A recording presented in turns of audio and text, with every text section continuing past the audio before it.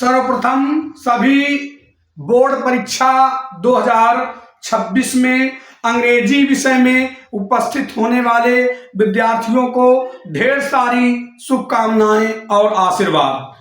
आशा करते हैं कि आप लोग अब अपने अंग्रेजी विषय के पेपर को लेकर व्यवस्थित हो चुके होंगे और बढ़िया अच्छे से अच्छा परफॉर्मेंस करेंगे। सर्वप्रथम आप लोग आउट ऑफ टेंशन हो जाएं, किसी प्रकार की चिंता ना करें। चिंता आपको नहीं करना है किसी प्रकार की। परीक्षा में बढ़िया कूल दिमाग से आपको जाना है। हम एक सरफेस लेवल से प्रश्न पत्र को इंडिकेट करने का प्रयास करेंगे। देखेंगे जो सेक्शन ए होगा 12th की परीक्षा में, सेक्शन ए जो रीडिंग पोर्शन होगा वह 15 अंक का आता है, जिसमें 4-4 अंक के क्वेश्चंस दिए होते हैं, 4 क्वेश्चन दिए रहते हैं और उसके बाद कभी कभी 1-1 अंक के 3 या कभी कभी 1.5 अंक के 2 क्वेश्चंस दिए होते हैं। ऐसी स्थिति में आपको क्या करना है, जो क्वेश्चन 3 अंक का दिया है उसे कतई एक लाइन में लिखने की भूल ना करें। आप लोग क्या करते हैं, एक लाइन में उत्तर दे देते हैं, जबकि वे ऐसे क्वेश्चंस होते हैं जो एक लाइन में अपना सामान्य तौर से समाहित अर्थ नहीं रखते। कम से कम 4-5-6 लाइन्स आप लिखें। यदि 3 नंबर का अगर कोई क्वेश्चन है, 3 मार्क्स का अगर क्वेश्चन है तो 5-6 लाइन्स लिखें। कॉपी चेक करने के दौरान भी हमने इस चीज को देखा है कि बहुत से बच्चे कम लिख करके अंकों में अपनी कमी कर लेते हैं। तो कोई भी बच्चा 3 अंक के क्वेश्चन को 4-5 लाइन से कम नहीं लिखेगा। एक चीज और, फुल स्टॉप से फुल स्टॉप तक आपको क्वेश्चन को समझते हुए लिखना है। इसके बाद जो उसके नीचे जो प्रश्न दिए होते हैं वो खास तौर से मीनिंग्स पर आधारित होते हैं। कभी कभी कहा जाता है कि कोई एंटोनिम्स दे दिया गया, विलोम शब्द या कोई सिनोनिम्स दे दिया गया, पर्यायवाची शब्द, उसको ऊपर के पैसे से छांटिए। तो ये आपकी मतलब ओकैब का टेस्ट करने का एक फार्मूला है। कभी कभी वन वर्ड सब्स्टिट्यूट या कभी कभी फ्रेजेज वर्ड्स को भी इसमें पूछा जा सकता है। तो इसमें कतई आप 2-3 लाइन ना लिखें। अगर आपको आ रहा है तो 1-2 शब्दों में उसका उत्तर हो जाएगा, अन्यथा की स्थिति में आप उत्तर नहीं दे पाएंगे। यदि समरी राइटिंग या अंडरलाइन पोर्शन को एक्सपैंड या एक्सप्लेन करने के लिए कहा जाता है तो वहां पर आप 3-4 लाइन अपने विवेकानुसार लिख सकते हैं। दूसरी चीज, अब सेक्शन नंबर बी जो आएगा आपका वो है आर्टिकल राइटिंग। आर्टिकल राइटिंग क्या है? आर्टिकल राइटिंग जैसे आप निबंध पढ़ते रहे हैं, ऐसे पढ़ते रहे हैं, उसी का एक छोटा रूप आर्टिकल राइटिंग है। लेकिन आर्टिकल राइटिंग हमसे ज्यादा एक्यूरेसी ज्यादा मतलब ऑथेंटिक जानकारी हमसे मांगता है। तो इंटर की परीक्षाओं में आप देखते हैं कि बहुत ज्यादा ऐसे लेवल के आर्टिकल्स लिखने के लिए कहे जाते हैं जो करंट में एक्टिव होते हैं, जो चल रहे होते हैं।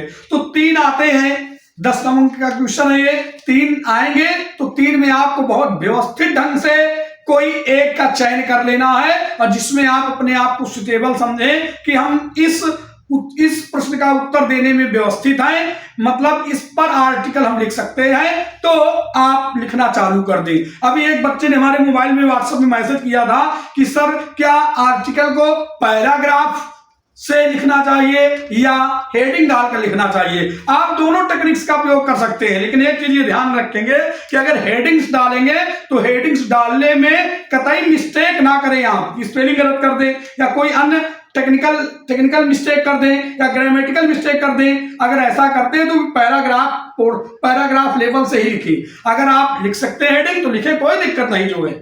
इसके बाद क्वेश्चन नंबर आपका 3 आएगा। 3 क्वेश्चन जो है सेक्शन बी का क्वेश्चन नंबर 3 जो है वह है आपका होगा लेटर राइटिंग पर, जिसमें पर्सनल और इम्पर्सनल लेटर्स आते हैं। तो लेटर राइटिंग में आपको हमने बताया है क्लास में भी कि फॉर्मेट को हम कतई ना भूलें। जो फॉर्मेट है उसको हम जरूर से जरूर बना करके आएंगे परीक्षाओं में और प्रयास करेंगे कि प्रश्न आपका कहना क्या चाहता है, किसके लिए हमें लिखा जाना है ना। इस पॉइंट को इंडिकेट करते हुए इस प्रश्न को आप हर एक स्थिति में जरूर से जरूर करके आएंगे। जब कोई बच्चा फेल होता है तो शिक्षक क्वेश्चन नंबर 2 और क्वेश्चन नंबर 3 में अधिक अंक देकर बच्चों को पास करने का प्रयास करता है। लेकिन अगर आप इन प्रश्नों को ही नहीं लिखते तो कोई भी टीचर खाली पेज में आपको अंक नहीं दे सकता, ठीक है ना। इसके बाद आएंगे question section C. Section C में ग्रामर पोर्शन होता है। अब सेक्शन सी का क्वेश्चन नंबर 4, जो क्वेश्चन नंबर 4 है, इसमें 4-5 पोर्शंस दिए जाते हैं। नंबर 1 होगा आपका क्रमिक तौर पे कोई ऊपर नीचे हो सकता है, one word substitutions, one word substitutions, antonyms, synonyms, phrases verbs, और कभी कभी एक क्वेश्चन दे दिया जाता है करेक्ट करने का, करेक्शन का, कोई क्वेश्चन दिए जाएंगे उसमें से आपको करेक्ट करने के लिए कहा जाएगा, या एक लंबा क्वेश्चन दे दिया जाएगा उसमें कहा जाएगा कि इरर अगर हो तो उस पॉइंट को आप वो करिए, और इरर ना हो तो नो इरर वाले पोर्शन को आप टिक करिए। ठीक है ना। ये क्वेश्चन आपका 10 अंक का होगा, जो बहुत ही मेधावी बच्चों के लिए ही उपयुक्त होगा, क्योंकि वही इस प्रश्न को अच्छे से सही कर पाएंगे। अब क्वेश्चन नंबर 5 को देखेंगे। 5 नंबर जो क्वेश्चन है वह आपका पूरी तरह ग्रामेटिकल बेस्ड है, क्योंकि इसमें नरेशन अर्थात डायरेक्ट इंडायरेक्ट स्पीच, इसके बाद ट्रांसफॉर्मेशन, सिंथेसिस, सिंटैक्स जैसे पोर्शन से क्वेश्चन आएंगे, और इसके बाद एक क्वेश्चन दिया होगा जो होमोफोन्स से होगा। हम देखते हैं बहुत से बच्चे होमोफोन्स वाले क्वेश्चन में क्या करते हैं कि उसका अर्थ लिखते हैं हिंदी में। आपको हिंदी में कुछ नहीं लिखना, आप इंग्लिश विषय का पेपर दे रहे हैं तो आपको अंग्रेजी में ही लिखना है, इस चीज का ध्यान आपको देना चाहिए। तो इन जो होमोफोन्स के जो शब्द दिए रहते हैं इनको भी वाक्यों में स्थान देना होता है, कोई एक ऐसा वाक्य बनाना होता है जिसमें ये व्यवस्थित ढंग से फिट हो जाए। इसके बाद देखेंगे क्वेश्चन नंबर 6 जो है वह 5 अंक का है, जो ट्रांसलेशन पर आधारित है। आप लोगों ने काफी स्किल गेन ही कर लिया है, 12th तक आ गए हैं, तो कुछ अपने शब्दों में जरूर से जरूर ट्रांसलेशन पोर्शन को करने का प्रयास करेंगे, और इसको आप जरूर से जरूर लिखें, कतई ना छोड़ें।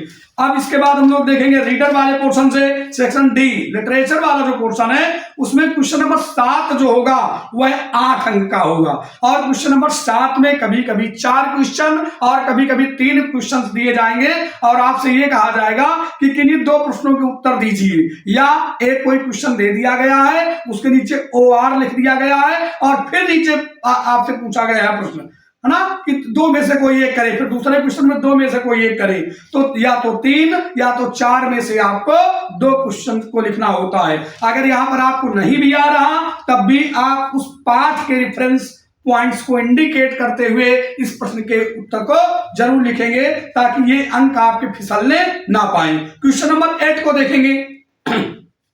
यह भी रीडर का क्वेश्चन होगा, जो लॉन्ग क्वेश्चन बेस्ड है, अर्थात लॉन्ग क्वेश्चन है ये, जिसमें 2 क्वेश्चन पूछे जाएंगे, 2 में से आपको एक क्वेश्चन जो है करना होगा। तो हम सबसे पहले ये देखेंगे कि हम दोनों को पढ़ेंगे क्वेश्चन को, और फिर ये व्यवस्थित ढंग से अंडरस्टैंडिंग करेंगे कि किस क्वेश्चन पर हम लोग लिखने में फिट है।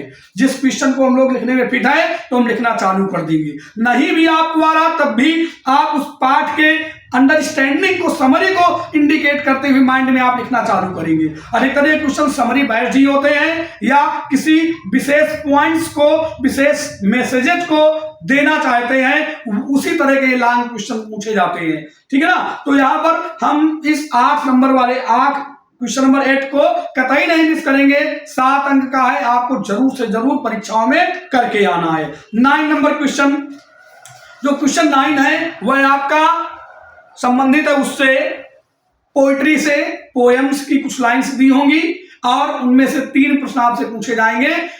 एक प्रश्न में अधिकतर पूछा जाता है कि इस कविता को किसने लिखा है, और ये किस पोएम्स की लाइन्स हैं, और फिर नीचे अन्य क्वेश्चन दिए जाते हैं। कभी कभी फिगर्स ऑफ स्पीच पूछ लिया जाता है, तो 6 अंक का है, इसको भी आप कतई छोड़ करके नहीं आएंगे, आप बढ़िया आसानी से करेंगे और आपका ये क्वेश्चन सॉल्व हो जाएगा। अधिकतर क्वेश्चन के आंसर जो है रीड लाइन्स में छिपे होते हैं। इसके बाद सेंट्रल आइडिया देखेंगे। सेंट्रल आइडिया 3 आएंगे, 3 में आपको 1 करना होगा। तो आप पहले तीनों सेंट्रल आइडियाज को ध्यान दें कि किस किस पॉइंट पर सेंट्रल आइडिया दिए गए हैं, जो आपको बढ़िया समझ में आ रहा है, जो मतलब जिस पर आप लिख सकते हैं, उठाइए अपनी कलम और लिखना चालू कर दीजिए। एक चीज थोड़ा हमें यहां ध्यान देना होगा, कुछ बच्चे पोएम्स लिख देते हैं। पोएम्स इंटर में नहीं पूछी जाती, वह हाई स्कूल पोर्शन का मैटर है, जिसकी चर्चा फिर कभी दोबारा करेंगे।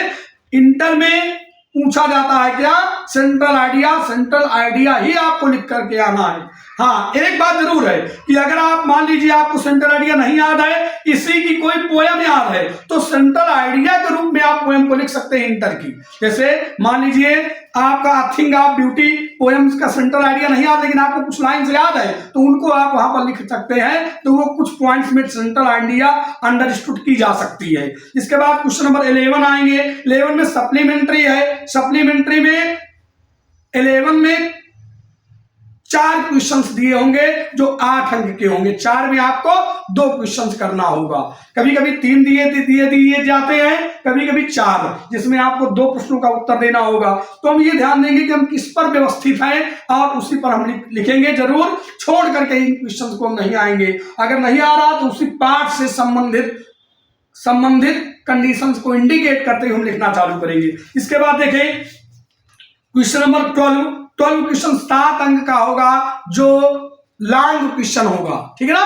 लॉन्ग क्वेश्चन 7 अंक का होगा, जिसमें 2 क्वेश्चन दिए होंगे, 2 में हमें 1 प्रश्न का जवाब देना होगा। तो हम ये ध्यान दें कि हम किस क्वेश्चन का उत्तर लिखने में ज्यादा व्यवस्थित है, किस पर ज्यादा बढ़िया लिख सकते हैं।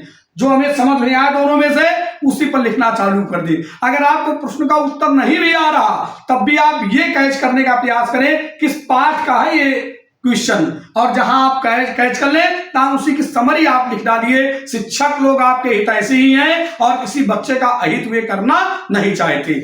हाँ, इस तरह आप प्रश्न को सॉल्व कर सकते हैं। लेकिन अभी 2 पॉइंट्स हमें बताना शेष है। जो टॉपिस्ट किस्म के बच्चे हैं, जिनको बिल्कुल 90+ अंक लेकर आना है और जिन्होंने बहुत जी तोड़ करके मेहनत किया है, उनके लिए सबसे पहले वे सेक्शन सी को चालू करें। सेक्शन सी में जो उनका ओकायब पोर्शन है और सेक्शन सी का जो क्वेश्चन नंबर 4 है और क्वेश्चन नंबर 5 जो ग्रामेटिकल पोर्शन है, इसको वे सबसे पहले करें। यहां पर उन्हें एक चीज ध्यान देना होगा कि यहां उन्हें ये पूरे के पूरे क्वेश्चन, जो क्वेश्चन नंबर 4 और क्वेश्चन नंबर 5 है, पूरे के पूरे इनके आंसर को सही करके आना होगा। अगर ये सही कर लेते हैं, इसके बाद वो 90+ अंक अधिक जरूर से जरूर पा जाएंगे, अगर उन्होंने पूरे प्रश्नों को सॉल्व किया है। दूसरी चीज, जो बच्चे कमजोर किस्म के हैं तो वे क्या करें, वे सेक्शन सी को पहले कतई ना करें, वह अनसीन पैसेज से ही चालू करें। ये आर्टिकल राइटिंग कंप्लीट करें, लेटर राइटिंग लिखें, सेक्शन सी को छोड़ दें और सेक्शन डी को लिखना चालू करें। इसके बाद सबसे अंत में वह सेक्शन सी को चालू करें। इसका क्या लॉजिक है? इसका लॉजिक यह है कि अगर आप शुरू से ही ग्रामेटिकल पोर्शन को कर रहे हैं और तुम्हारे क्वेश्चन गलत हो रहे हैं शुरू में ही, तो इसका शिक्षक के ऊपर बैड इंप्रेशन पड़ सकता है और वह आपके जो मतलब आर्टिकल राइटिंग है या लेटर राइटिंग है, उस पर आपके कम अंक आपको मिल सकते हैं। इसलिए हमें यह ध्यान देना होगा, जो पोर्शन हमें ग्रामेटिकल पोर्शन हमारा कमजोर है तो हम उसको सबसे बाद में रखेंगे। अगर आपको शुरू में अनसीन पैसेज आपने कर लिया, अब आपके अच्छे अंक मिलते चले गए और अंत में आपने सेक्शन सी को किया, वहां पर ग्रामेटिकल पोर्शन में कुछ मिस्टेक भी हो गई, तो टीचर अब बैक नहीं आएगा। जितने अंक आपको मिलने थे उतने अंक आपको मिल चुके होंगे। हमारा दृढ़ विश्वास है कि अगर आप इस टेक्निक का प्रयोग करते हुए अपने प्रश्न को सॉल्व करेंगे तो निश्चित तौर से आप सफल होंगे। दोनों प्रकार के बच्चों के लिए और तीनों प्रकार के बच्चों के लिए व्यवस्थित पॉइंट्स हमने बताया। जो टॉपेस्ट किस्म के बच्चे हैं और जो मीडियम किस्म के बच्चे हैं और जो लोवेस्ट किस्म के बच्चे हैं। पुनः सभी विद्यार्थियों को बोर्ड परीक्षा 2026 के अंग्रेजी विषय पेपर में सम्मिलित होने की ढेर सारी शुभकामनाएं और बधाई। बढ़िया कूल मस्तिष्क को लेकर आप परीक्षा भवन में जाएं, अपने शब्दों में लिखें। कभी कभी ऐसा होता है कि हमें मान लीजिए कोई मीनिंग्स नहीं आती, तो जैसे मान लीजिए कोयला है, हालांकि कोल माने कोयला होता है, आपको नहीं पता कोयला, तो आप कोयला को कोयला ही लिख करके अंडरलाइन कर सकते हैं। शिक्षक आपका 1 2 4 6 शब्दों को इस तरह अगर आप लिखेंगे तो वह आपको आपके प्रश्न को नहीं गलत काटेगा, थोड़ा हंस लेगा, लेकिन आपके क्वेश्चन को सही कर देगा। क्योंकि सभी शिक्षक बच्चों के हितैषी ही हैं और वह बच्चों को अधिक से अधिक अंक देना चाहते हैं। बस एक चीज हमें ध्यान देना है कि कोई प्रश्न हमें छोड़ करके परीक्षाओं में नहीं आना है। पुनः सभी विद्यार्थियों को ढेर सारी शुभकामनाएं और आशीर्वाद। आशा करते हैं आप लोग अपना बेस्ट परफॉर्मेंस करके परीक्षाओं में आएंगे। नमस्कार।